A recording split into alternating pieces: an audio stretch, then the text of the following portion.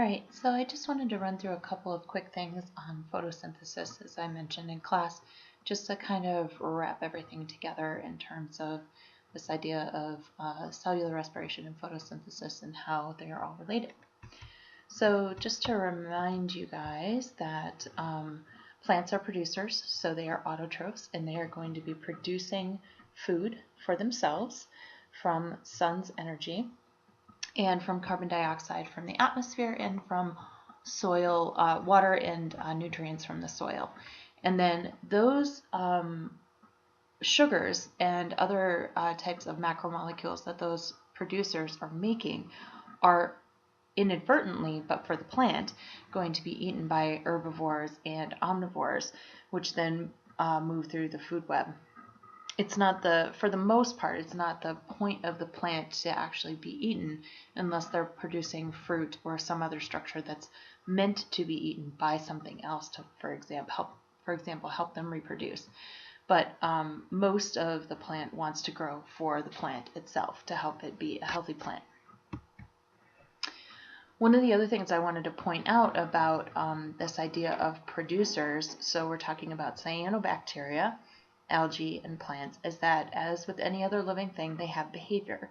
So we tend to think of vegetation or algae as just being these things out in nature that just sit there and absorb the sun's energy, when in fact they actually do a lot of work to make sure that they're absorbing the right amount of the sun's energy at the right amount of time.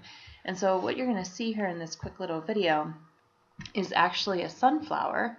So it doesn't have a flower on it yet, but you can see that the plant is actually orienting its leaves to where the sun is the brightest throughout the day.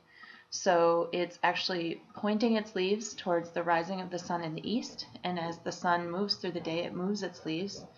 Overnight, it actually droops its leaves so that it can return back to the east for the morning, and so that by the time the sun rises in the morning, its leaves are pointed directly east for the morning sun.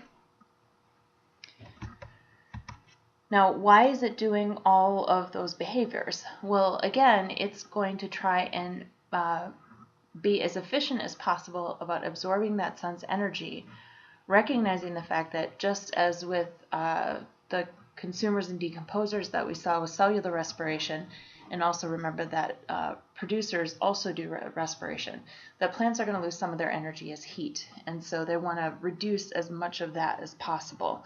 And so in fact, on really, really hot sunny days, they will actually make sure that their leaves aren't facing directly into the sun so they don't overheat. But they're trying to optimize that process as much as possible. Now again, the food from those plants, the sugars primarily, are going to be converted into glucose in herbivores and omnivores, which are then going to either die and then be part of the decomposition food web, or are going to be eaten by consumers and then move up the food web that way, and then eventually be brought into the decomposition food web. So what I have here are the different groups of autotrophs. So we've got plants, the kingdom Plantae here. We've got cyanobacteria over here, which are part of the group Eubacteria. So that's the kingdom and the domain Eubacteria. And then down here we have a type of brown algae, which is a photosynthesizer in the ocean, and it is part of the Protista. And so all of the algae, whether they're green, brown, golden, or red algae, are all photosynthesizers. They're all autotrophs, and they are going to be within the protist kingdom. So when we look at this idea, what is actually happening? So the energy entering chloroplasts as sunlight gets stored as chemical energy in organic compounds. So that's that transition of energy. We're not creating or destroying energy, we're just transitioning its form from a light energy source to a chemical energy source. The sugar that's going to be made in those chloroplasts is going to supply energy to the plant and the carbon necessary to synthesize the organic molecules of cells. So plants from this process can then also make proteins and fats and nucleic acids from the ATP. Plants are going to store excess sugar as starch, and so that's their storage form. Algae and cyanobacteria can use different forms.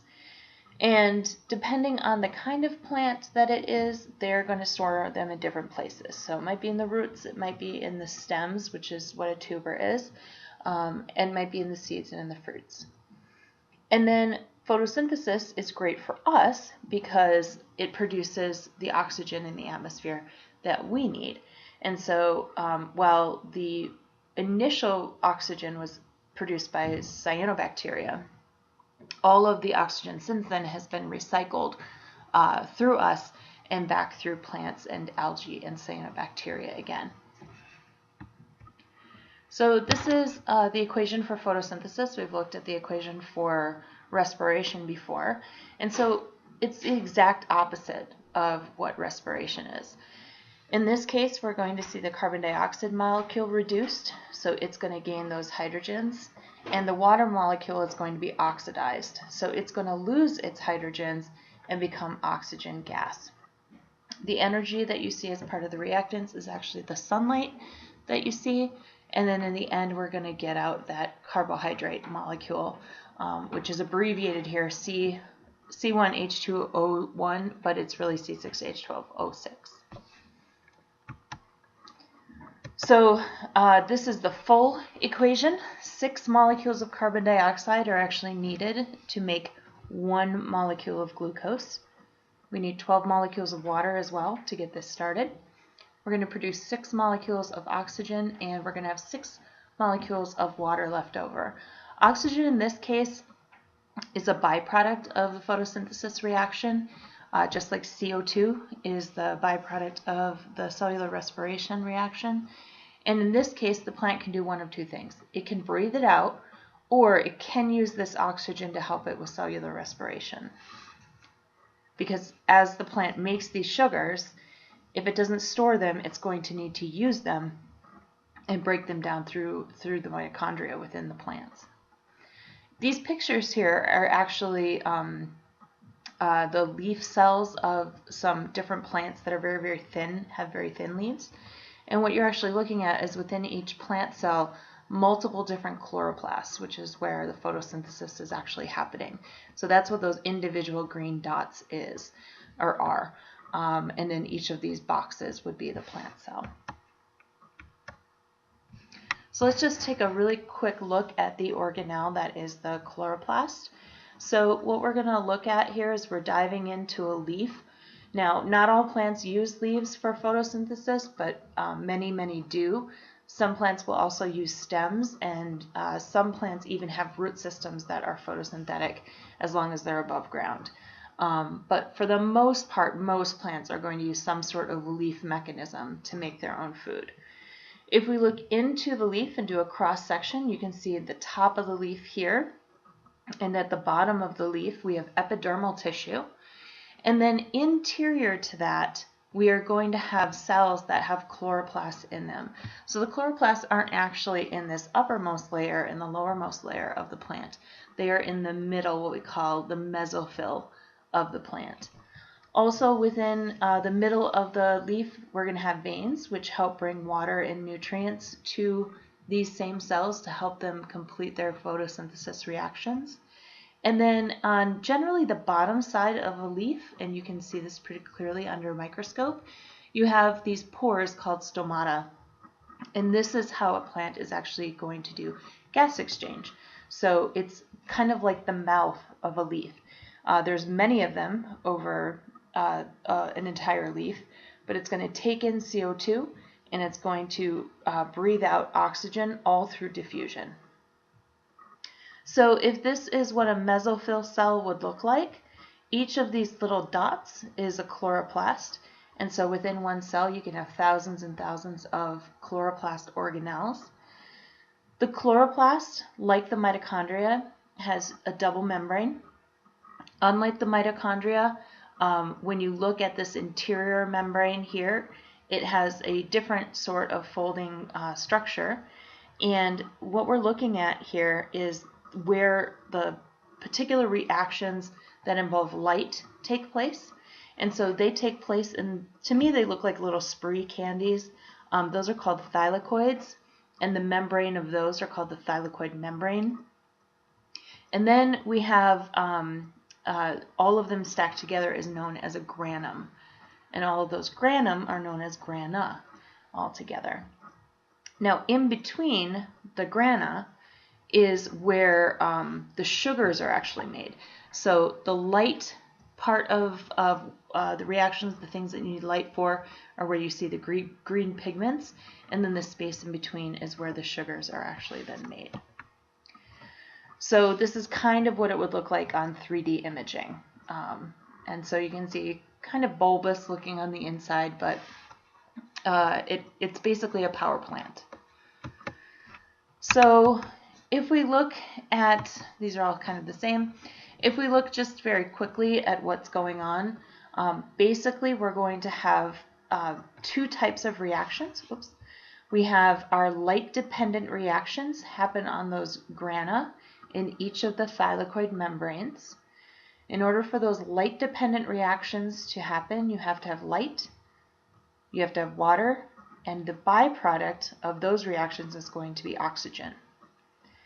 Now, in these light-dependent reactions, you're going to make ATP, and you're going to reduce this coenzyme, NADP, and it's going to become NADPH. The way that you tell the difference between cellular respiration and photosynthesis is NADP goes with photosynthesis. NAD goes with cellular respiration. Now, the ATP and NADPH are used in the second set of reactions known as the light-independent reactions. You might also hear them as the Calvin cycle. And that's where the carbon dioxide is used.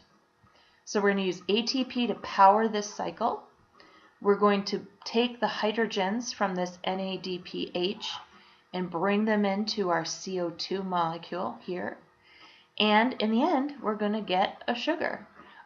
So we've got our building blocks right there, carbon, oxygen, and hydrogen. And we get our CH2O. Now, the byproducts, ADP, a phosphate, and NAD+, can go back to those light-dependent reactions, and be reused again. Light-dependent reactions can only happen during light times of day, and then the light-independent reactions can happen anytime, day or night. So this just kind of shows this cycle in a stepwise process. So first we have light coming in, we need some water, we need our coenzyme NADP, and we need ADP and a phosphate. The light reactions are going to occur, and because of time we're not going to go into those reactions, but as a byproduct we're going to get oxygen out, and then our products are going to be ATP and NADPH. Those are going to go into the light-independent reactions, otherwise known as the Calvin cycle. We're going to pair those with carbon dioxide. We're going to get a sugar out in the end, and we're going to take those initial products, which are now going to become reused in the light reactions again, NAD plus and ADP plus PI. All right.